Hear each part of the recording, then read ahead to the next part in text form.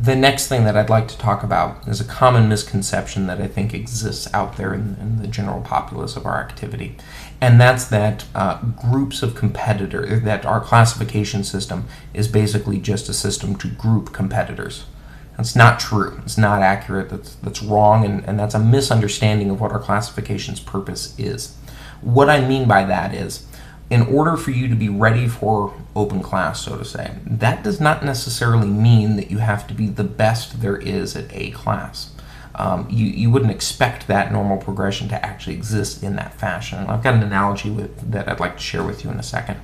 But what I mean to say right now is that a group may be working on basic skills and may not yet get to the point where they have mastered and are completely proficient, 100% proficient with all of those things before they start to experiment with intermediate skills. And once that group starts to experiment with intermediate skills and starts to make use of more intermediate skills than they do basic skills, they're then ready for the next educational paradigm. They're then ready for a different set of feedback and a different set of expectations when they take the floor. And this is a hang-up that I think a lot of people have when approached about reclassification. Hey, we took a look at your show, we took a look at your ensemble, your kids are amazing, they're doing phenomenal things, you're great, you are ready for the next set of expectations, you're exceeding what this class is really capable of, and we can't tailor the feedback in this class to your needs anymore. Congratulations. And the group looks stunned and says, but we were second.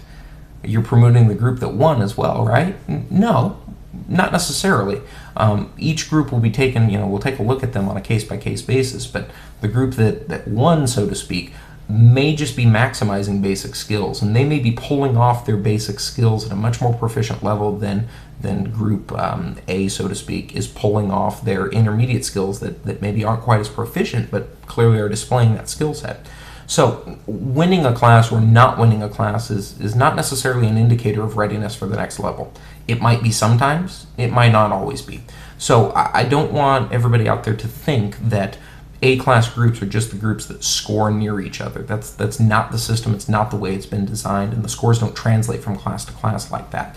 Each class is set up as, first and foremost, a way to get similar skill sets together, and then after that, we let the competition take place. We let the judges evaluate based on this skill set, based on this set of expectations, who's doing it the best and who's not. So please don't misunderstand classification as a way to group different competitors together. And we can get really detailed on this, and we've got some examples that I'd be happy to share with you in a future video clip that I hope will help to illustrate this part. But I definitely would like to diffuse that myth today.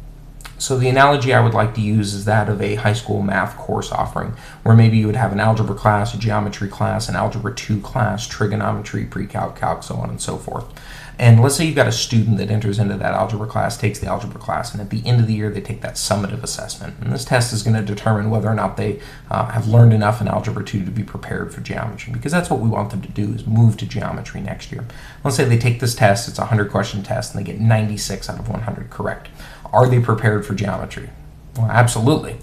We would be stunting their growth and their development not to move them to geometry. Did they get 100% of the questions correct on the algebra test? No. Was there still maybe room to go back and try to keep getting those 4 correct? Yeah, but that's not necessarily what's educationally best for that student. And just like our educational system doesn't work like that, so too does our tiered system, because we're grounded in education with everything we do. It's not how our tiered system is designed to work. We want to get groups in the classes that are most appropriate for their educational needs. The last thing I'd like to talk about briefly today is the process that we go through for reclassification, just so everybody understands a little bit better the inner workings of how this works. Typically what will happen is a group will take the floor at a regional, and somebody, either one of the admin team or a contest administrator or sometimes an adjudicator, will take note that that ensemble is perhaps just demonstrating skills that are above and beyond the expectations for that particular class. At that point, that ensemble gets flagged, and we kind of put them on a list of groups that we either want to take a look at right now, or maybe groups that we want to keep our eye on over the course of the season to see how the ensemble is progressing, how they're developing, and see kind of what changes. Some are a slam dunk. You take one look at them, and you can tell right off the bat this group is clearly ready for the next set of expectations. Others are a little bit more difficult, and you may see a group that at one point in the season it doesn't look like they're nearly as proficient on their instruments as one would want them to be for the next level of expectations.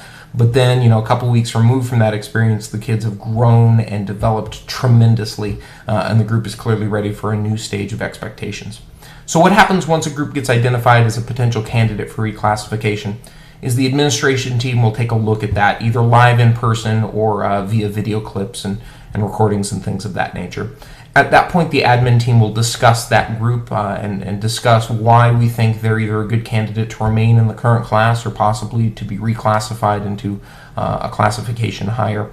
And this usually consists of an exhaustive process of looking at the show, identifying things that we would consider to be basic, intermediate, or advanced, taking a look at a cross-section of all of the sections, all the portions of the show, all of the performers in the ensemble, their musical abilities, their visual abilities, communication abilities, all sorts of things that factor into the success of a group. And at that point, if the admin team unanimously believes that a reclassification is in order, that decision is made and the group will then be contacted and will explain the thought process behind it and explain what the next steps are. If the admin team is not in 100% agreement, then what we do is we make the circle a little bit larger. And that group will then be examined by members of the steering committee, which, remember, is made up of several administrators, a couple of adjudicators, and also instructors from around the country. That steering committee will take a look at it and will apply much of the same process, with the goal being that by the end of the season, the group be appropriately classified. Our final goal is to make sure that at World Championships every single year, every ensemble that takes the floor is competing within the proper classification. Sometimes this is easy to accomplish, sometimes it takes the whole entire season in order to get it right, but the end goal is to make sure that we have it right at that point in the season. One of the things that groups can do to really help themselves out is to make sure that they're properly classifying themselves, to take a really hard, honest look at their show, take a hard, honest look at their performers and say which one of these educational paradigms is most appropriate for our growth and development. Not necessarily right here at this moment in the show, but over the course of the season, which one of these is going to be the best structure for my students to continue to get a high quality education and for them to have an experience that is second to none.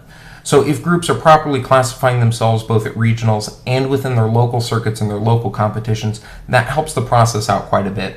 It doesn't always get everything perfect. It's an inexact science. It's a very difficult task, and I'll be breaking down the difficulties related to that in future video clips. So it's a very complicated thing, but I do want to share with you that there is a process in place to do that, and the vast majority of the time, you'd be surprised at how unanimous the opinions are about the proper classifications of these groups.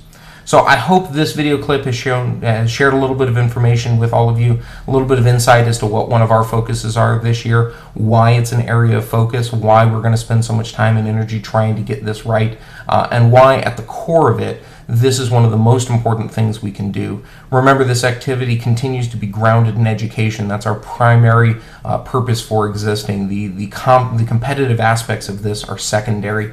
Our goal is to always make sure that we're giving everybody the best educational experience possible and that we're putting instructors, designers, and performers in a great position to receive high-quality education and to grow and develop over time. That's why we exist. We do that through a competitive structure. We believe that the competition really helps students and helps instructors strive to be the best that they possibly can be, but that striving to be the best and trying to reach more than you thought maybe you were capable of at the very beginning is always our core intent with this. I hope the video has been helpful. If you have any questions for me at all or any feedback you'd like to share, my email address will be available in just a minute. Thank you very much for watching. We'll see you again next time.